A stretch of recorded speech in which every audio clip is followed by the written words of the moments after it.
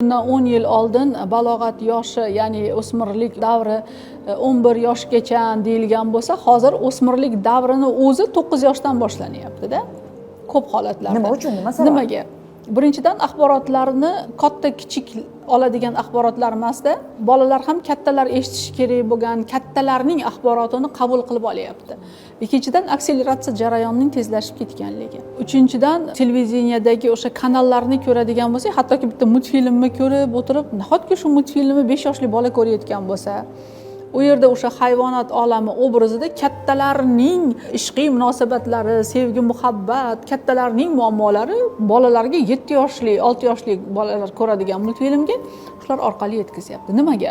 Bizni ongimizga tushayotgan har bitta axborot bizni tanamizga, bizni gormonal sistemamizga ta'sir ko'rsatadi.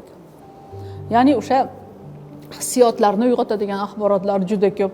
Ya'ni o'sha multfilmning tagida ongimizga bevosita to'g'ridan to'g'ri ta'sir qiladigan kattalarga xos bo'lgan ma'lumotlar shunaqa singdirilganda, tashqaridan qaraganda multfilm.